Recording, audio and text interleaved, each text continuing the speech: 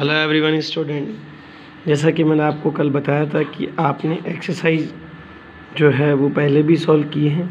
आज हम एक्सरसाइज बात करेंगे 14.3 की। और 14.3 में जब हम फर्स्ट क्वेश्चन लेते हैं तो उस क्वेश्चन का नेम है carry out the following division. Carry out the following division. अब कैरी आउट फॉलोइंग डिवीज़न में आपके पास जैसा फर्स्ट क्वेश्चन है 28x की पावर 4 डिवाइडेड बाई 56x। अब आप लोगों को क्या करना है, आगे इसी टॉपिक को कैरी फॉरवर्ड करना है। कैरी फॉरवर्ड कैसे करेंगे, तो आपको लिखना है 28x की पावर 4 अपॉन में आपको लिखना है 56x। अब वो टीचर्स क्या करते हैं, इसी डिवाइड को बहुत लंबा बता देते हैं। आपको कहते हैं पहले फर्स्ट आप 28 के फैक्टर करो, फिर उसके बाद में आप जो है 56 के फैक्टर करो, जो डिजिट कट हो रही है उसे कट करो। मैं बच्चे को ये कहता हूँ आपको इन सब के लिए दिमाग लगाने की ज़रूरत नहीं है। आप थोड़ा सा अपने माइंड की जो एबिलिटी है ना उसको इंक्रीज़ करें, उसको इंक्रीज़ करेंगे। अब कई बच्चों का ये कहना है कि सर हमें तो टेबल ही नहीं लर्न है। कोई बात नहीं, थोड़ा दिमाग लगाएंगे तो हम एडिशन करके भी तो कर सकते हैं, मल्टीप्लिकेशन मेथड से भी कर सकते हैं। तो अगर हम इसको सॉल्व करेंगे तो 28 की टेबल से 56 आपका कैंसिल होता है 2 टाइम, 28 2 टाइम। और x से आप x की पावर को जब सॉल्व करते हैं तो डिवाइड करने पर पावर्स क्या होती है, डिक्रीज़ होती है। अब कैसे डिक्रीज़ हुई ये मैं आपको डिस्कशन कर देता हूँ। x की पावर 4 है तो आप x की पावर को 4 टाइम रिटर्न कर दें अपॉन x सिंगल था। सिंगल x से सिंगल x कैंसिल हो गया 1 2 और 3। तो इस तरीके से आपके पास x जो है वो कितने टाइम आ गया, 3 टाइम। तो यही आपका क्या आ जाएगा डियर स्टूडेंट, आंसर रिटर्न हो जाएगा। अब आप इसी का एक फोर्थ क्वेश्चन और लें जहां आपके पास लिखा हुआ है 34x की पावर 3, इसके जस्ट बाद आप लेंगे y की पावर 3, इसके जस्ट बाद z की पावर 3, फिर उसके जस्ट बाद आप यदि यहाँ से लेंगे तो आपके पास आएगा 51x y की पावर 2 z की पावर 3। तो अब आप इसको सॉल्यूशन में डालें तो 34x की पावर 3 y की पावर 3 z की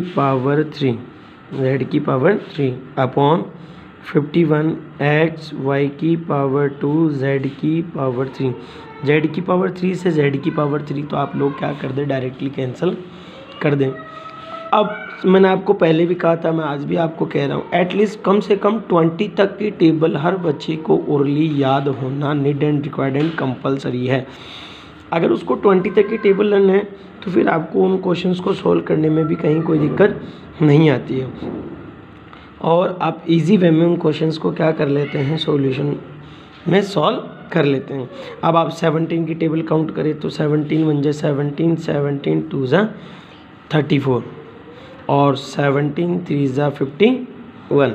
अब आप यहाँ इसको ओपन करें तो 2, फिर आप यहाँ से ले लें x इंटू एक्स। आप ओपन करके भी रिटर्न कर लें ताकि आपको एक लास्ट टाइम और मैं इन डिजिट्स को ओपन करके आपको क्लियर कर दूं कि इनका जो आंसर है वो आप किस तरीके से रिटर्न करेंगे।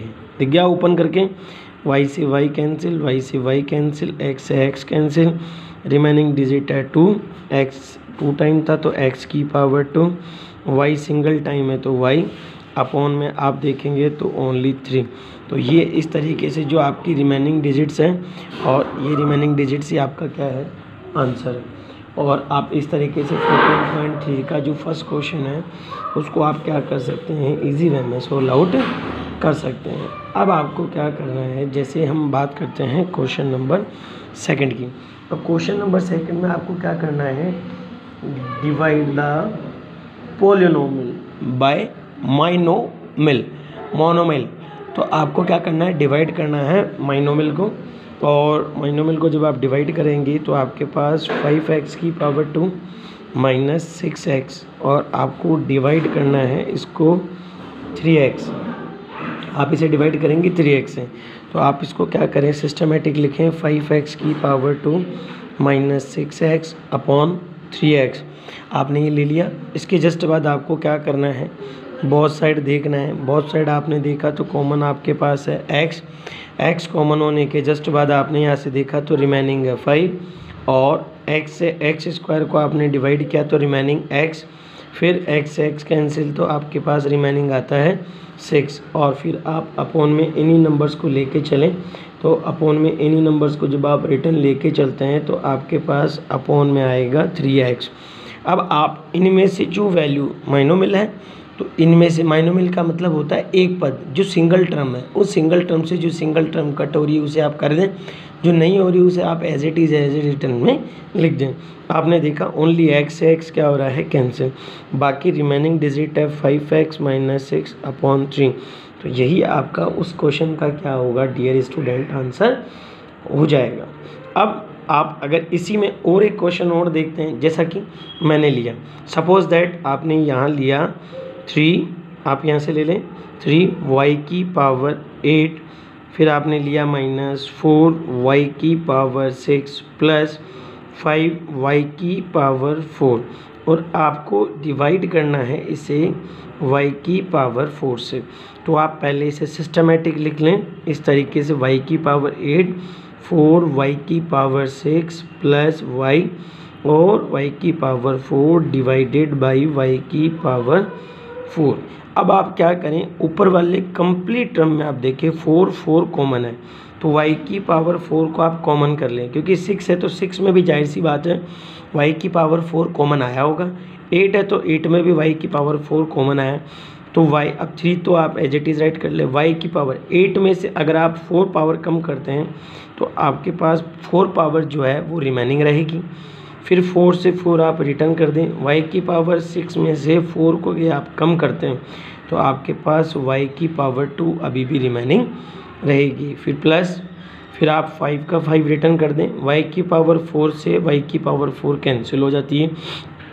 अब आप अपॉन में देखिए y की पावर 4, y की पावर 4 से y की पावर 4 आपने कैंसिल किया, कैंसिल करने के जस्ट बाद आपने देखा तो 3y की पावर 4 माइनस 4y की पावर 2 प्लस 5, ये आप लोगों का जो रिटर्न रिमेनिंग आंसर है वो रिटर्न रिमेनिंग आंसर हो जाएगा। आप पहले कॉमन कर लें, या अनदर टीचर क्या करते हैं हर डिजिट्स के साथ साथ इसके साथ भी y की पावर 4 रिटर्न करेंगे, इसके साथ भी और इसके साथ भी, जो कट रहा है उसे कट करेंगे फिर रिटर्न करेंगे। मैं ये कहता हूँ इतना तामझाम करने की ज़रूरत नहीं है, आप सीधा विदाउट किसी हेजिटेशन विदाउट किसी डाउट के आप सीधा दिमाग लगाएं और सीधा आपको क्या करना है, कॉमन लेना है।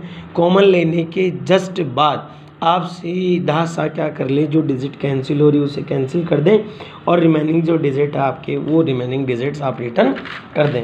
अब हम बात करते हैं इसके क्वेश्चन नंबर 3 की।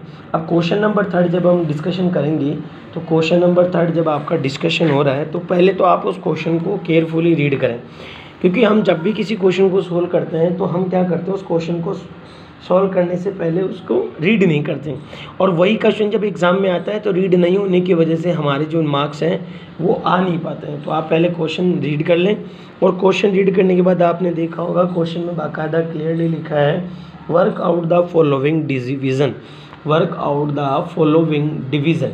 आपको क्या करना है, इसे फॉलोइंग डिवीज़न करना है आपको। तो डिवीज़न करना है तो डिवीज़न के लिए आप यहाँ क्या लिखेंगे, यहाँ आया 10x फिर -25, और आपको इस नंबर को डिवाइड करना है किससे, 5 से। तो आपको जब इसे 5 से डिवाइड करना है तो आप इसे सिस्टमेटिक ढंग से लिखें, 10x माइनस आप यहाँ से ले लें 25 अपॉन 5। अभी आपको मैंने प्रीवियस क्वेश्चन बताया बहुत साइड आप डिजिट को कॉमन लें, ये भी 5 से डिविजिबल है, ये भी 5 से डिविजिबल है, तो आप यहाँ 5 को कॉमन ले लें। जैसे कि प्रीवियस क्वेश्चन में आपने किया था वही सिस्टम आपको इस क्वेश्चन में भी फॉलो करना है। अब आप जब इसे सॉल्व करते हैं तो 5 से 10 को आपने डिवाइड किया 2 टाइम और यह आया x, फिर माइनस 5 से 25 को आपने डिवाइड किया तो how much time divide, 5 time, 5 5 से 25 अपॉन 5, 5 से 5 आप कैंसिल कर देंगे तो रिमेनिंग डिजिट्स आपके पास है 2x - 5, और यही डिजिट आपका क्या आ जाएगा, आंसर आ जाएगा। अब आप और भी ग्रेटर क्वेश्चन लेते हैं तो और भी ग्रेटर क्वेश्चन ले ले, जैसे आपका 3rd क्वेश्चन है, उस 3rd का 5th पार्ट है।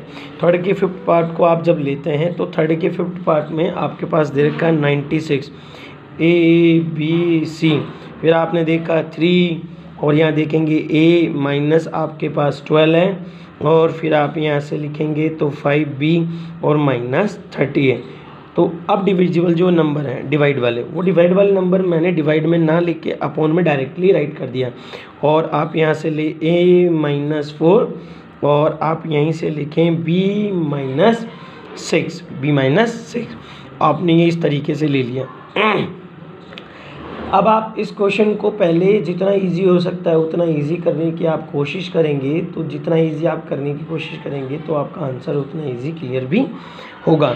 तो डियर स्टूडेंट, मैंने यहाँ क्या किया 96, फिर मैंने ए बी और सी को डिफरेंट कर दिया, फिर उसके बाद मैंने बोथ साइड कॉमन लिया 3 कॉमन हुआ तो 3 से 3 कैंसिल हुआ, तो रिमेनिंग कौन रहा a माइनस 3 से 12 को आपने डिवाइड किया तो 4 टाइम, फिर मैंने यहाँ मल्टीप्लाई किया। बोथ साइड आप देखें कौन कॉमन है 5, क्योंकि बोथ नंबर जो है वो 5 की टेबल से क्या है डिविजिबल है।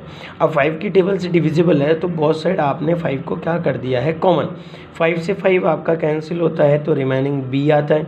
5 से आप 30 को डिवाइड करते हो तो आपका 6 आता है। इसी तरीके से आपने यहाँ लिखा 144, फिर आप यहाँ रिटर्न करें a माइनस 4 और यहाँ आपने रिटर्न किया b माइनस 6, तो b माइनस 6 से b minus 6 cancel, a minus 4 से a माइनस 4 कैंसिल।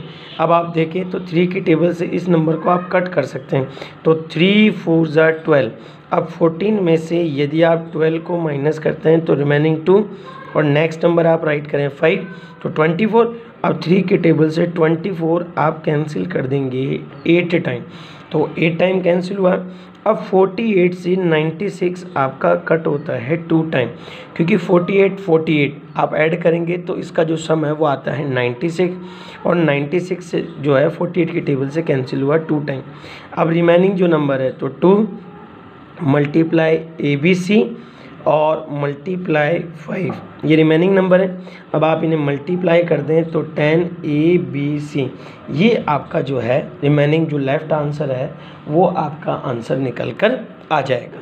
इस तरीके से आप इन क्वेश्चंस को क्या कर सकते हैं, विदाउट किसी डाउटफुल, विदाउट किसी हेजिटेशन के आराम से सॉल्व आउट कर सकते हैं। तो मैं उम्मीद करता हूँ स्टूडेंट्स आपको जो भी मैंने क्वेश्चंस क्लियर करवाए हैं वो आपके क्लियर होंगे। फिर भी यदि आपको कोई दिक्कत है तो आप मुझे इवनिंग में 7:30 से लेकर 8 तक मुझे कॉल कर सकते हैं, या फिर भी आपको ऐसा लग रहा है कि आपका क्लियर नहीं हो रहा, आप मॉर्निंग में 11:30 से लेकर 12 तक मुझे आप कॉल कर सकते हैं, या आप मुझे यूट्यूब पे कमेंट कर दें और यूट्यूब पे कमेंट करके बताएं कि सर एक्सरसाइज का पॉइंट का ये क्वेश्चंस हैं। तो जो भी आपके क्वेश्चंस डाउटफुल हैं मैं उन क्वेश्चंस को सॉल्व करूंगा और आपके जो भी डाउट्स हैं वो कम्प्लीटली होंगे, ताकि आप भी एग्ज़ाम में कम्प्लीटली प्रिपरेशन मार्क्स ला सकें। और आपका जो सिलेबस डिलीट हो गया उसके अकॉर्डिंग आपको कुछ इंपॉर्टेंट टॉपिक्स हैं जो मैं आपको डिस्कशन भी करूंगा और वो आपको नहीं भी सॉल्व करने। कोरोना को देखते हुए आप घर पे रहें, स्वस्थ रहें, अपने परिवार का आपका ध्यान रखें और कम से कम बाहर निकलें और कोरोना से बचाव के लिए जो भी नियमित उपाय वो आप करें। धन्यवाद। Thanks for watching my video.